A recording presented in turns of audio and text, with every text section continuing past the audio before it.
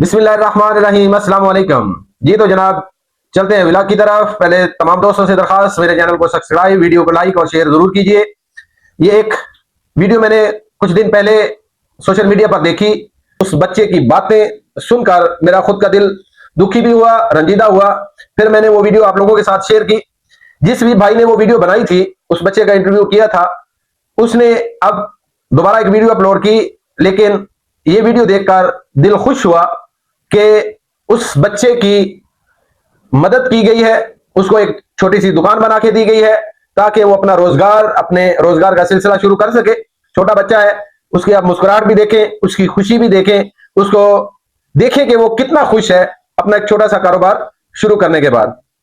मेरे मालिक तेरी रजा के लिए, मेरे मालिक तेरी रजा के लिए, मेरे मालिक तेरी रजा के लिए है मुस्तफा के लिए अपने कदमों। जी तो जनाब ये वीडियो देखी आपने उस बच्चे की।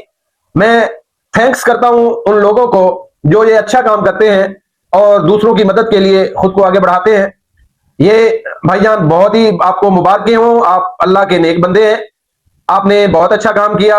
ये एक मिसाल कायम की आपने लोगों के लिए भी कि यार जो मजबूर है उसकी मदद की जा सकती है, अच्छे तरीके से की जा सकती है।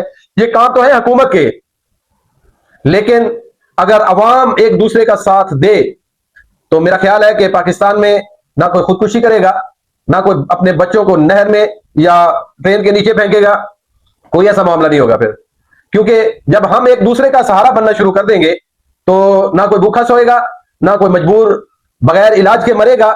ये तमाम सहूलतें हम अपने आप को सही रास्ते पर डालें तो हम एक दूसरे की पूरी कर सकते हैं।